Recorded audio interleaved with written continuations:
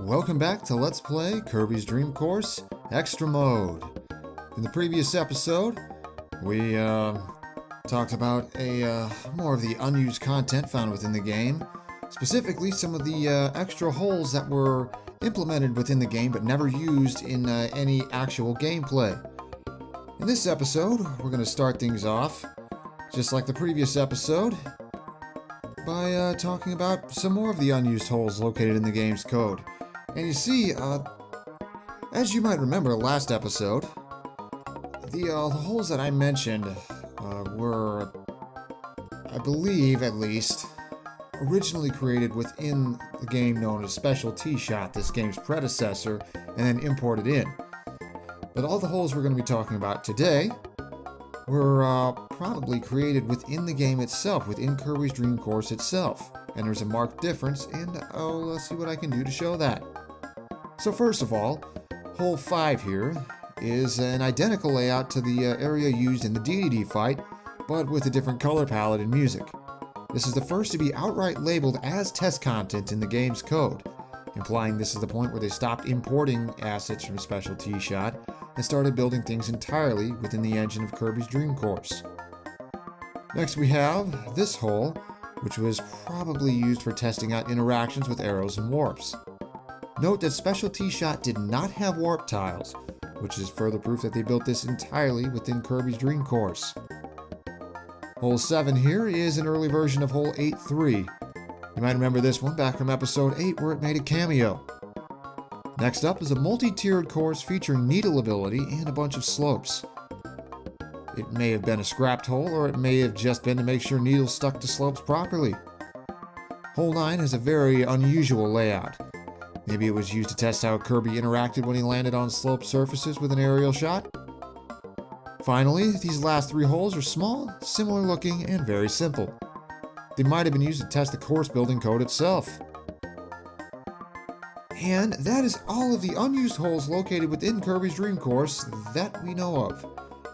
They're nothing too huge, but they are just a neat little extra addition that helps us get a better glimpse of how things were when they were developing the game.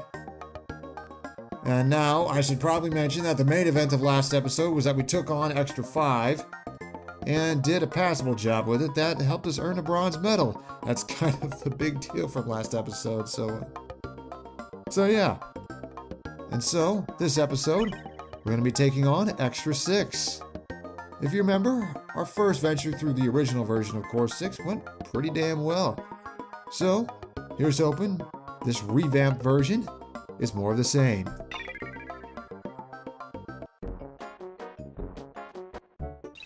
Our return to this hole.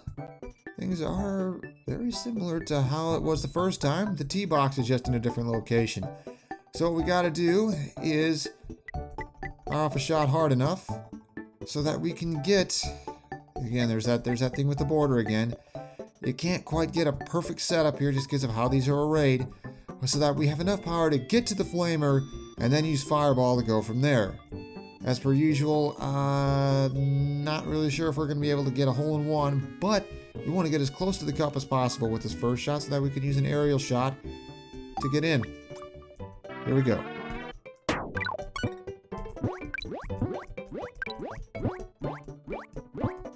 Oh, we didn't have enough.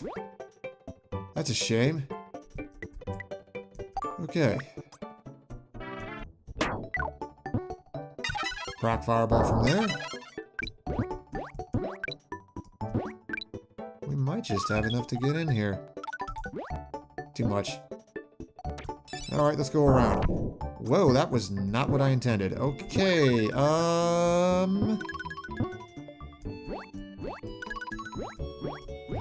get it far enough to bounce off the... That's gonna make things dicey. Alright, what do we got? Let's just add some topspin to get a better gauge of where this is headed. That will line us up with the cup.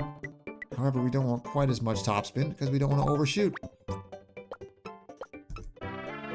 Okay, a little more than we wanted, so let's use a little less power to compensate. And we should be in. Yes, we are. That was not very ideal, but,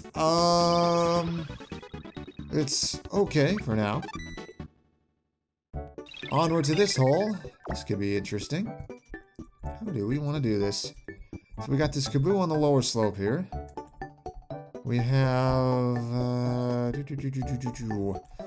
high jump. That's squishy. A rocky there. How do we want to do this? Huh. Okay.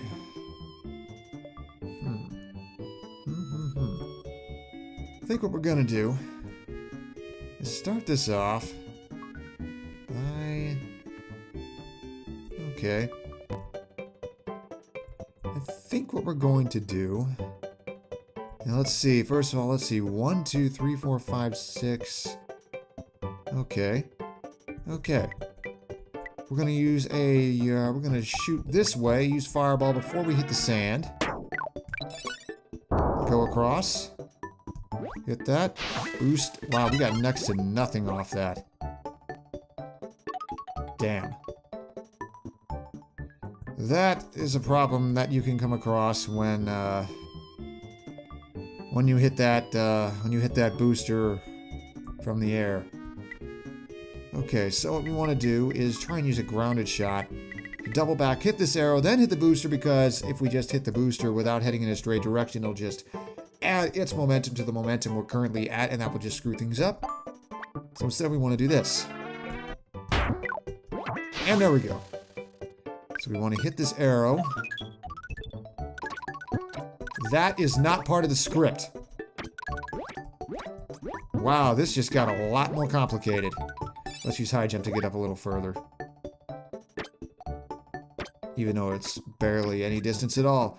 You see, what I was hoping to do is hit that arrow, bounce down, ricochet off the wispy, then use high jump to bounce back up, hit the arrow again with less momentum, and then kind of slowly fall into the cup. But things went very off the rails, so let's do that thing we did on hole 1, use some topspin to gauge where we want to aim our shot. Then use a little less topspin to give us better odds of getting into the cup safely. And there we go. Easy does it. And we're in.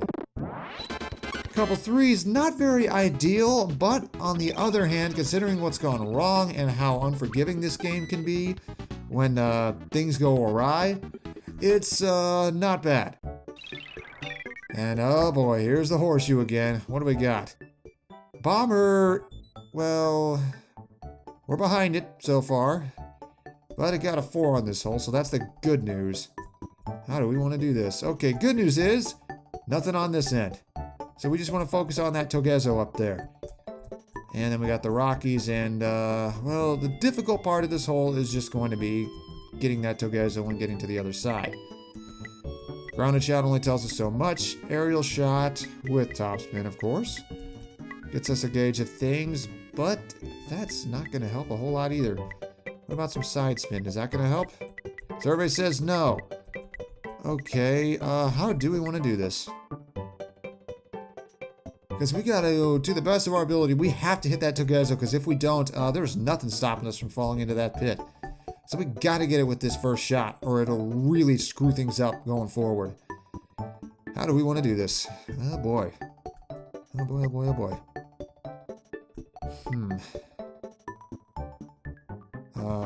Okay, I think we're gonna go with this.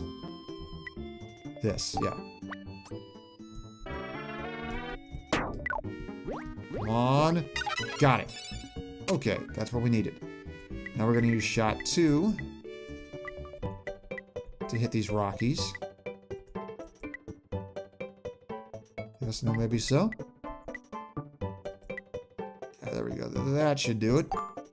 And then we'll use stone to stop in a convenient location. Like there. Like there. There we go. And now... Well, it honestly doesn't matter if we hit the spikes, because we'll still make it. But we'll land just a little short, just in case, and go from there. Missed the boost, but we're okay. We're fine. And this time, getting a 3 was a good thing. So, sitting at a 9 so far. That's not bad. What do we have this time? Well, there's that UFO, which we very clearly want to try and get to. This is going to be interesting. We want to use this, alright, we want to get down there with enough power so that we get to the Starman, and then roll back so that we can tag the UFO, and then go from there. This is going to be kind of neat. Okay, how do we want to do this? Suppose we want... how much do we want? We want about a little more than half power, perhaps? Let's go with that. Use this, turn around. Aw, man! If I hadn't boosted there, we would have been fine. That throws a wrench in things. The good news is, I don't think we're completely screwed. We just have to land on that UFO. Can we do that? Not with this setup. What do you get, Bomber? You got a 3 here. Okay, we can still do this. We will land on that.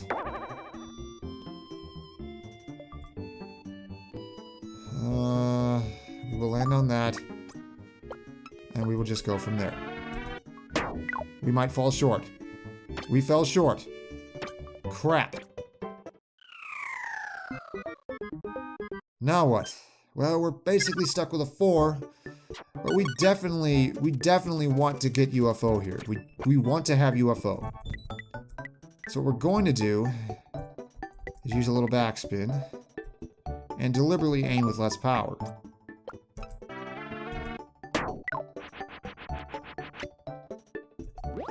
Because we want to be down here. We want to pick up UFO. And then we want to use our parallel angle to go up and hit those 2 broom hatters. We're going to want a little less than full power here to make sure we hit it.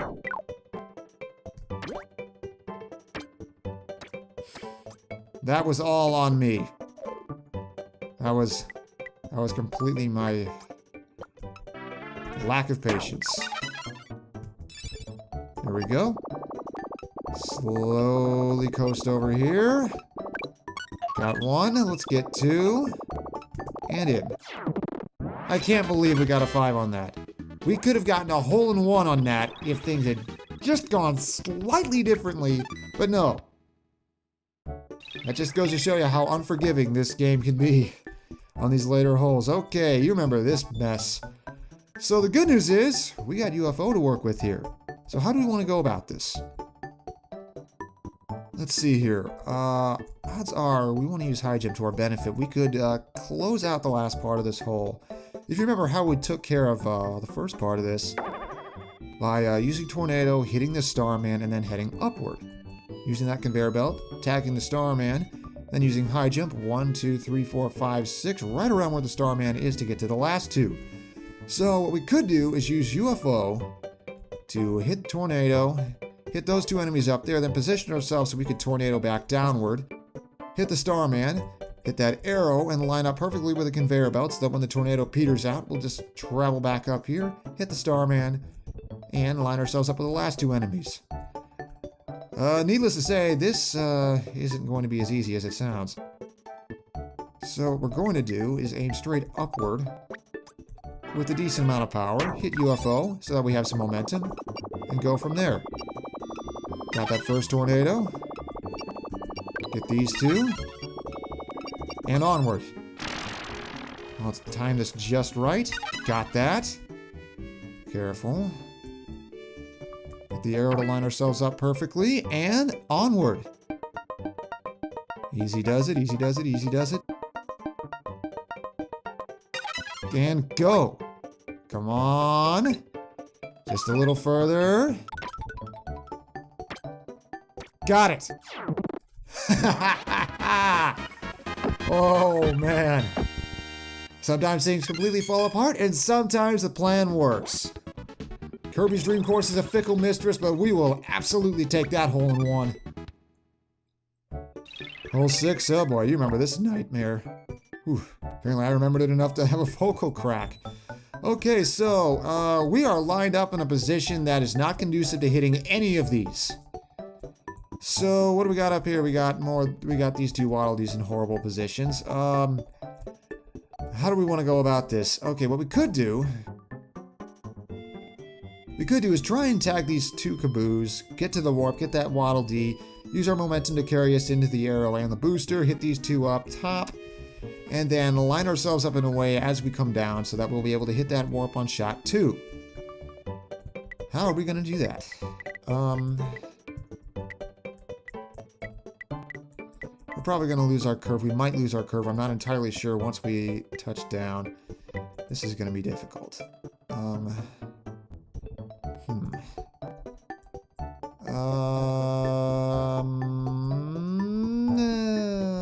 Let's go with that.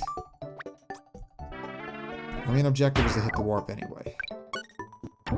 That was not what we wanted to see happen.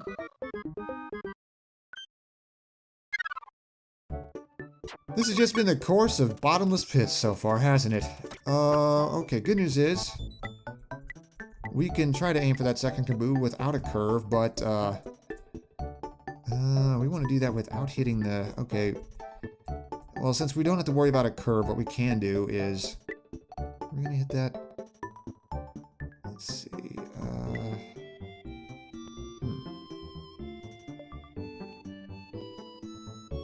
That should be enough. I think that will be enough. Since we don't have to worry about a curve, we can just use a minimal power shot and slide down normally, and we'll be at ground level this way. And still miss the Kaboo because, of course...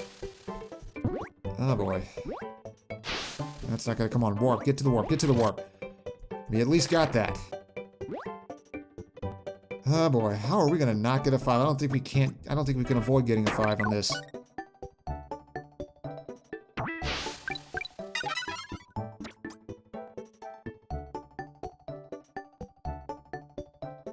Okay.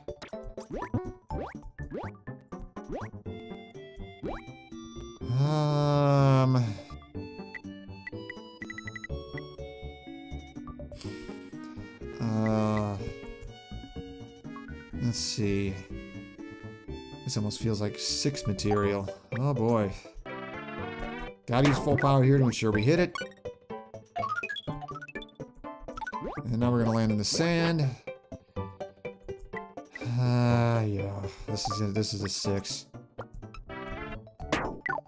Into the warp. Now we gotta use needle to make sure we don't go anywhere. And now shoot into the cup. One of these days, one of these days. There we go. That's gonna get in, that's the good news. At least we avoided that dreaded 7. And that hole was a nightmare. Whew. Well, at least the one kind of balances out. But we're gonna need to do some fancy footwork here to make sure we get a medal. So we're back to this again. This seems kind of neat. So, this seems more a matter of knowing when to high jump. Or if possible, well...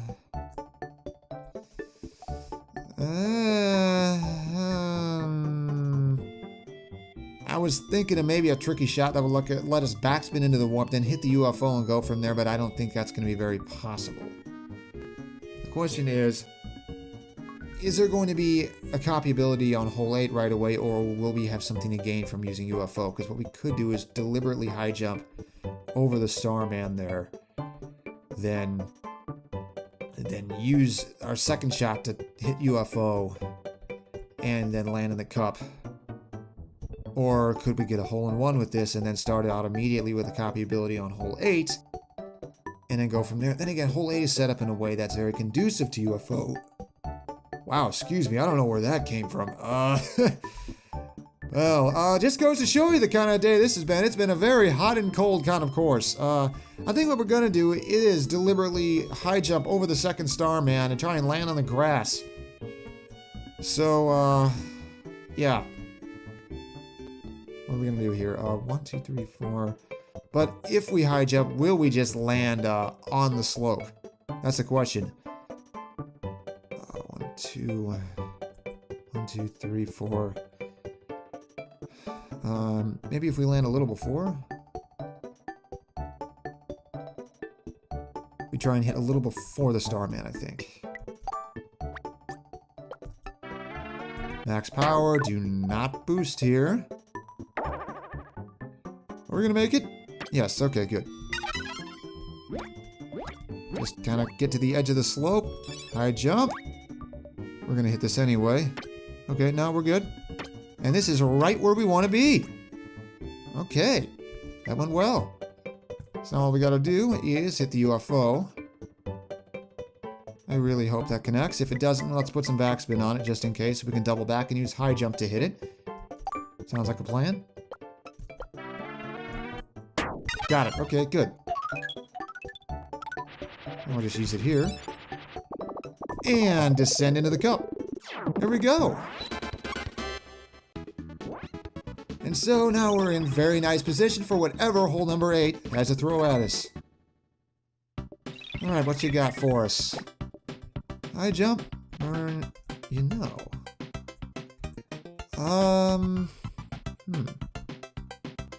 You see, the tricky thing here is we want to find a way to finish this with high jump. So maybe, just maybe, what we could do...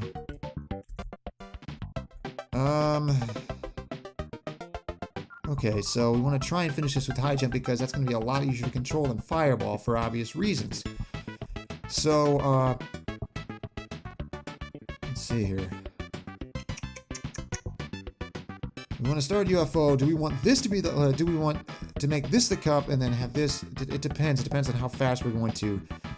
We need some fancy footwork to, it's like left, right, left to line up with the flamer, go forward, get high jump, and then still make it back in time to set up, still make it around Wispy well enough to set up the final high jump, which would be 1, 2, 3, 4, 5, right about where the T is actually.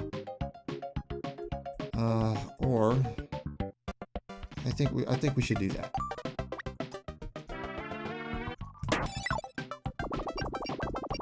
There's 1, 2. This is gonna be cutting it close. High jump. Come on. Yes! Oh, man. I thought that was gonna miss. I thought that was gonna bounce on the lip of the cup and just miss. Wow. Wow, is this a bipolar scorecard or what? Let's take a look. 3, 3, 3, 5, 1, 6, 2, 1 for a total of 24. Didn't beat Bomber. Didn't really expect to. But we got enough for a bronze medal. I think that's something worth taking home. How about we celebrate?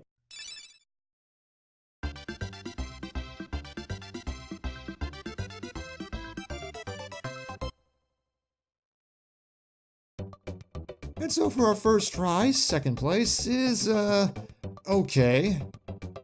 It's the equivalent of not having any matchup experience, or minimal matchup experience. So, all in all, it's not first place, but you gotta take it into context, I guess. So, hole 6 was, only as well as it was our original time through it, some of the time. Apparently my speaking is bipolar today as well. So, next episode of Let's Play Kirby's Dream Course, we're going to be facing Extra 7.